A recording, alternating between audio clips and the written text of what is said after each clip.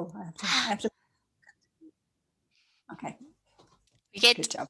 Yep. Woo. Okay.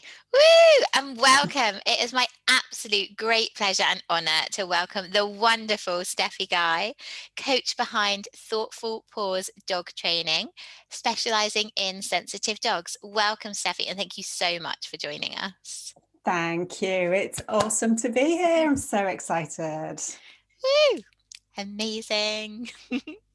So we'll kick off. What does self-care mean for you?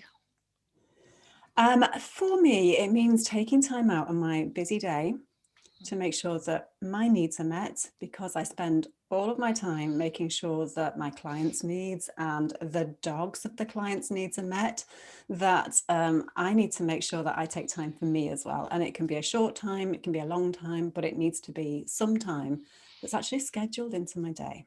Yeah. Yeah, I love that. So you speak about scheduling it into your day. So do you actually have it on your calendar? I do. I do. And Mikkel and I go out for a really long walk every morning. We're out in nature and we sit down during that walk. So his needs get met to start with on that walk. And then partway through, we sit down and that's where my needs get met. So I just do maybe some meditation or something in the woods. I've got my decaf coffee with me and we just sit there and chill, maybe 10 minutes, 15 minutes, but that's me time. Well away from work, well away from the family, just me, dog's mooching around. I know he's okay. There's nobody else in the woods with us. So yeah, that's it. Yeah. I love that. It's really beautiful.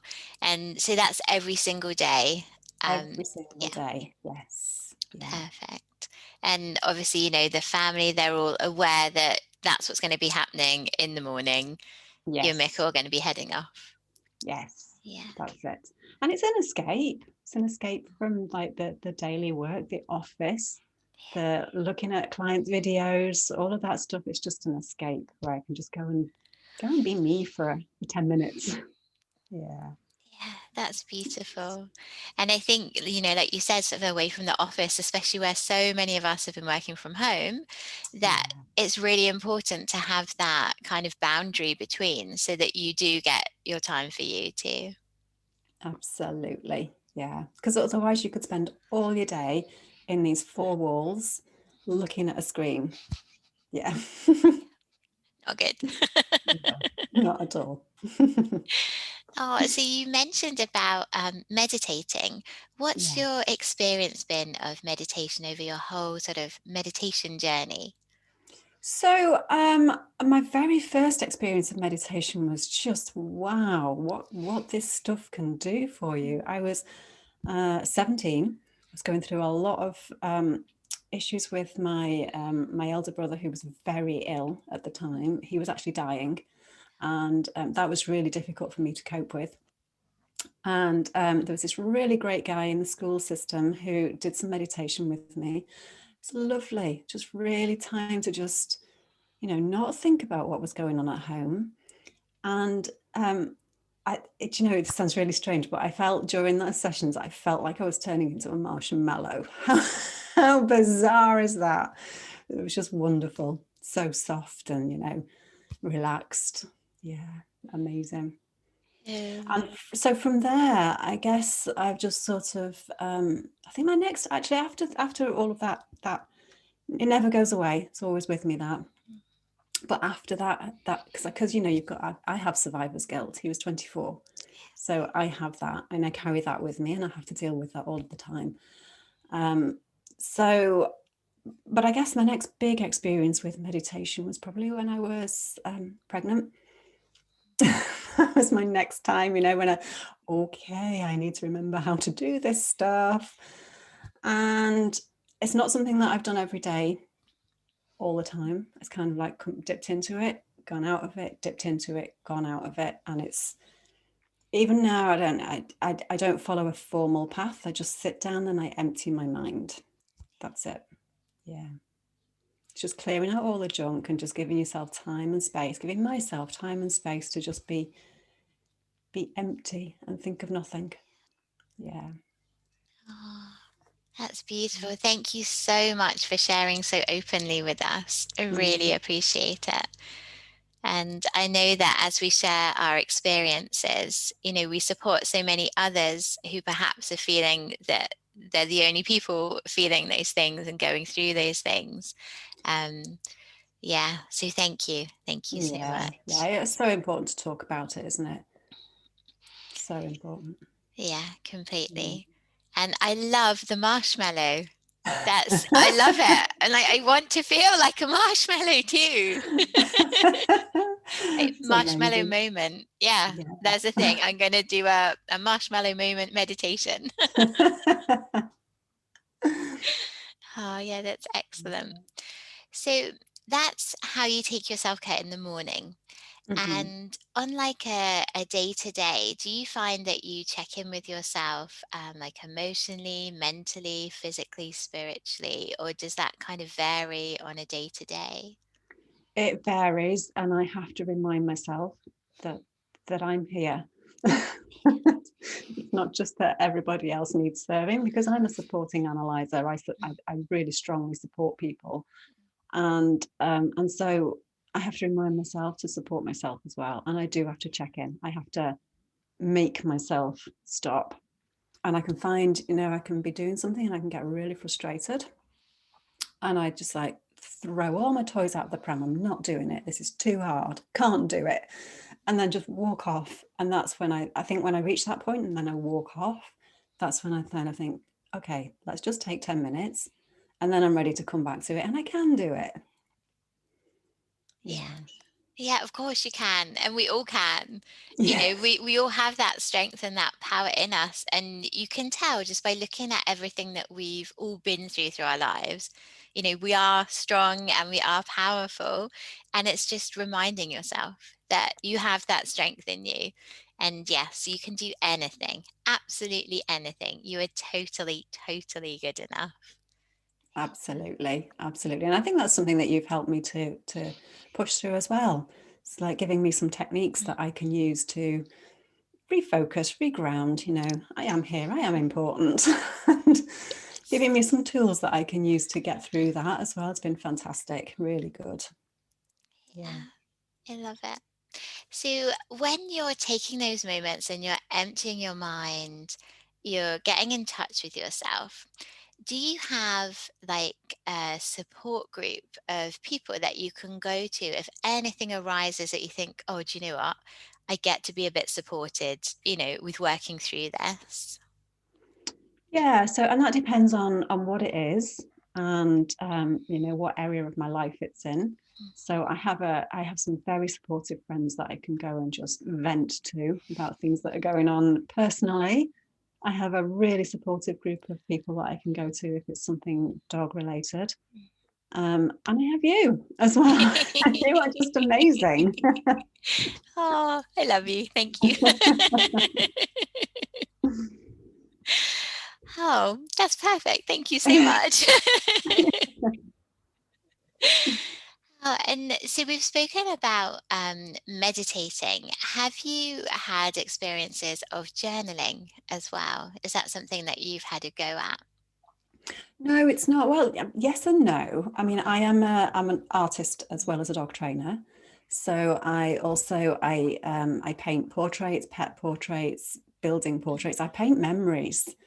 And I do them on a tiny scale and I do them on a big scale. And I love it. I love it.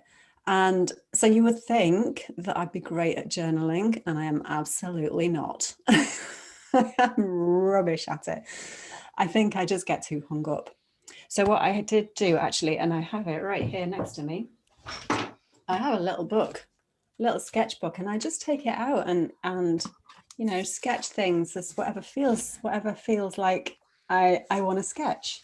So this here is my two budgies, and this was a trip we took to see my son, um, and that's my husband and my father-in-law in a punt on the River Cam. And I did that actually in the boat. I just sat there and drew it in the boat.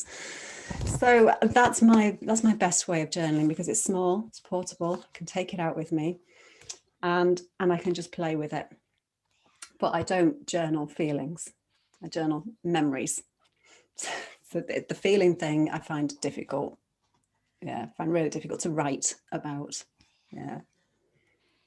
I think that's beautiful. And looking at those sketches, as you called them, I mean, they're amazing as works of art. They're beautiful, but I can feel your emotion in it. So rather than writing your emotion, you're sketching and sort of painting, and adding that color in there. So I think journaling, it does feel like it has to be words, and I think that's such a beautiful example that it doesn't. Our self-care and just our releasing our emotions gets to be whatever works for us. It's just that creative kind of outpouring um, into the universe, as it were, and for you Yeah. through that art, and that's beautiful. For me, that was full of emotion. Wow. Yeah. Yeah, I hadn't thought of that. Because I'm I love writing about dogs, love it. Writing tutorials about how to paint something, love it. Writing about my emotions, I'm not going there. Can't do that. But you can do anything. Absolutely, I can. Oh, I love that. But then Yeah. equally, it's what feels good for you. So you can see, in those little sketches, that does feel good for you because it's natural and it's you, and that's how it flows. And I feel, for self-care, that's a huge part of it. It's what feels good for you right now, and that can be different at any moment. Yeah, I am drawn to draw. If I go to a wedding, when we were allowed to go to weddings, the last wedding I went to was I think it was 2019, and I was like, I am not taking any sketching stuff with me to this wedding because I always take sketching stuff, and I'm like, not doing it. I'm going to go and I'm going to enjoy this wedding for the wedding. And at the wedding, I was looking for things to draw, and I was like, oh, can I have your napkin? You got a pen? So funny. Oh, I love it.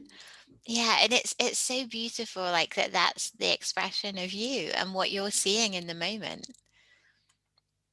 Yeah, it's Yeah. really fun. So thinking about, you've spoken about the woods, what other areas bring you complete joy, like your favorite happy places? Places, it's always outside. Always outside. I have a 15-year-old, actually 16-year-old now, touring caravan. It was my parents, and it still smells of them. So that is one of my favorite places as well, like just to take my caravan out into the middle of nowhere, obviously a proper place to park it and stay, but yeah, love it. And just to go, and when I go and check on the caravan every now and then, because we don't have space to store it here, so it's in storage, just going in, opening the door and smelling that, this is what my parents' house smelled like. It's lovely. Just takes me right back. I love it. Oh, Yeah.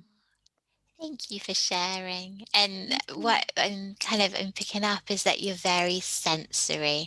So it's the smells and the feels, and yeah, really beautiful. And Yeah. a completely different way of being. Just to be so open to those senses and so in tune with them.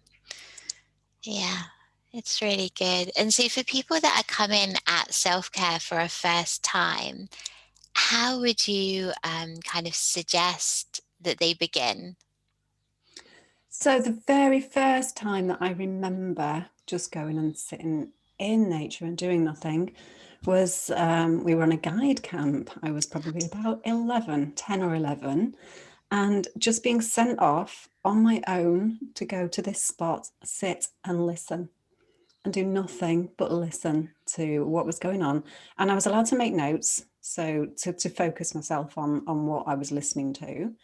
But you don't have to. You can just go and sit and listen to the birds, listen to the tractors in the distance, and just pick out all those different things, the bees and humming, the flies buzzing around you. That was the very first time I went and sat in nature and basically emptied my mind. And it worked really well for me. And that is actually what I do now. I just go and sit and I listen and I smell as well. You just like sit, listen, smell. Yeah. I don't smell. I hope I don't smell. I'm sure you smell just as beautiful as you look. Oh, I love language. Great, isn't it? So as you do your walk every morning, if anything was to get in the way of that walk in the morning, how would you adapt your routine to be, is there flexibility within that? Well, I'm out for a long time. I'm out for 2 hours. And so far I haven't been called back for anything. I guess if I was, then it would be an emergency. So I would just kind of like, okay, that gets shelved and we deal with the emergency. I don't know really. I suppose if I did find that I couldn't do that, then I would just do it later in the day instead. I would just move it and make space for it later. Yeah. Yeah, I love that. It's because self-care in our time for ourselves gets to be a priority. Yeah. Yeah, Yeah. If I know myself, if I don't do it, I get really grumpy. yeah. Yeah. And if I'm grumpy, everyone gets grumpy.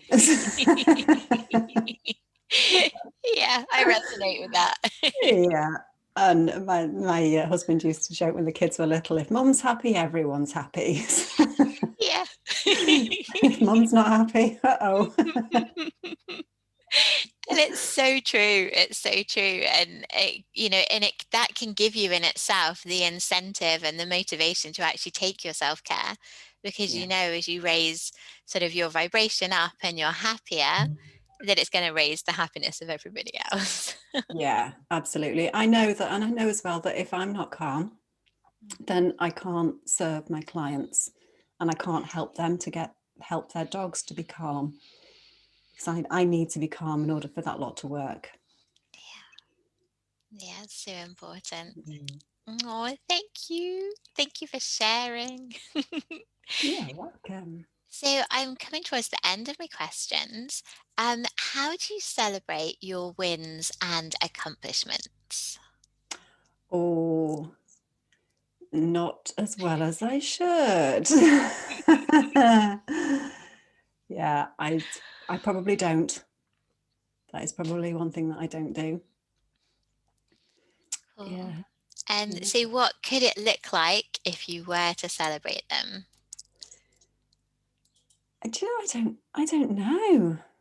That is a really good question. Yeah. I mean, I sometimes talk about them. I definitely talk about them with my family. I'll go off and I'll be like leaping around the house going, and that is celebration, isn't it? So yeah, that's what That I'll do. counts. I'll be like, yeah, I just did this thing. This worked really well. Yeah. So yeah, I do that. I guess I do. Yeah. Yeah. But outside of the family circle, I don't really. No. Yeah. Perhaps that's something I get to look at. Yeah, yeah, I love that. But and like you said, the woo, that that counts. That is Yeah. celebration. Yeah. And I think one of my favorite things is like put a song on and just have a little dance, just a little personal celebration, that Yeah. can count. Yeah. Yeah. And, I don't know, an extra like little bit of snuggle time with Mickle.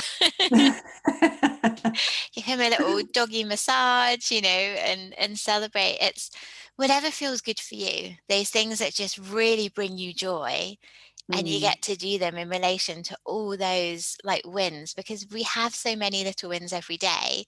And as we acknowledge them, it makes us feel happier. So it makes everyone else feel happier, Yes. and it's, yeah, just taking that time. For me, that's like another part of the self-care, is really celebrating all those things that you are doing amazingly. Yeah. Yeah. Yeah. Yeah. I had just hadn't twigged that just going and telling everybody in the family and like dancing around is part of celebrating. Yeah. Yeah. Absolutely, because it's sharing it, with other people, and then the dancing around. It's like it's a physical share. You're, using that sort of celebratory movement, which Yeah, is well, you so have to, natural. it's that energy, you've got to get rid of that energy, haven't you? The energy Yeah, has to come out. yeah, Yes. yeah, in a good way. Yes, absolutely. Absolutely. Yeah. Yeah, I love that. Mm. And then it's also like thinking of things that can kind of nourish you extra. So it might be a really sort of delicious, healthy, kind of piece of cake or food, or like a drink. It's or even visiting one of your favorite places. And it's just kind of having that sort of list almost of joyful experiences. And then when you've got those causes to celebrate, you can just pick off them. And it Mm, just makes life more fun. nice. Yeah, I like a list. I love a list. I love a list and I love a plan. Excellent. So plan and a list. Plan Yep. is to make a list of joyful Yep. things and then to start clicking through them as you're Yeah. celebrating your wins. Yes. Yeah, Fantastic. I love it. Well, thank you so, so much. Is there anything extra that you would like to share with the audience at all? Oh, I think um, that's a question. You've floored me with that one. On the subject of self-care, I think we've covered that really, really well. But what I would like, I just bashed my microphone. What I would like is to think about your dog's self-care as well. So how can we help our dogs to be feeling the same calmness that we can get from that self-care, is to pass that on to our dogs. So giving them those mindful experiences too, and really listening to the dog, listening to what the dog needs, making sure those needs are met, as well as our own needs. I think that's so important. Yeah, Yeah.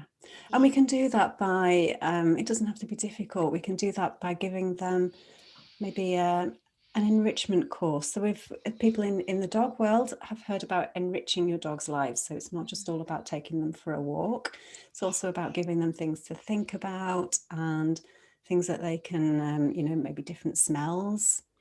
And it can be really simple. You can just go out on a walk without your dog, gather up some different smells, bring them back, and let them have that, that mindful time of just investigating all those different smells. Can really help them to be calm, can help them to empty their minds as well. And because sometimes if you've got a sensitive dog and you're out in nature, you can find that they can't empty their minds because they're just too hyped up about what's going on. But you can bring it back for them, and then they can have that experience of smelling those things in a space that is safe for them, and give them that experience too. A little bit of meditation time for your dog. I love Yeah. that. That's beautiful. Um, and even sort of any housebound sort of animals, I guess, obviously that smell, because we had our beautiful cat and she had to be sort of kept in the house because, she could pass stuff on to other cats. And, just having those things gives them that extra experience, even if Yes, they are kind of stuck inside. absolutely, absolutely. We can do it for all of our animals. I do it for my budgie. I go out and I collect him things. He's the smallest creature in the house, has the biggest room in the house. He's free flying. He can come and go around that room as he pleases. He's got his corner and his all his things up in that corner. And I do this. I go out and bring him things in from outside and just put them in his space. I wouldn't call it a cage. It is a cage, but it's open. It's got no lid on it, so it's just things to hang stuff on for him, so that he can get that as well. Because he doesn't have a choice in this. He's in my house. He'd never asked to be there. So the least I can do is bring things in for him. Yeah. Oh, no, that's lovely. And it's just creating that space like as natural as it can be. And for our animals. And then for us, it's getting back out into nature, like as Yes. natural as we can be, because that's where we all find that balance. Yeah. Mm. Yeah. Yeah, that's beautiful. Thank you so much again for your time. I so appreciate you sharing with us. You're so very, very welcome. Absolutely. And if anybody would like to talk to me more about getting your dog calm, just visit my website and click on, there's a big purple button, you can't miss it. Just click on that button and book yourself a call in with me. It's completely free, and we can have a chat about how you can get that calm time for your dogs as well. Yeah. Oh, my website's www.thoughtfulpause.co.uk. That's how you get me. Perfect. And I'll pop that below as well so that people can just click on the link. Fantastic. Thank you so much again, Stephie. Thank you for inviting me along. It's been really good. Really enjoyed it. Woo. Thank you.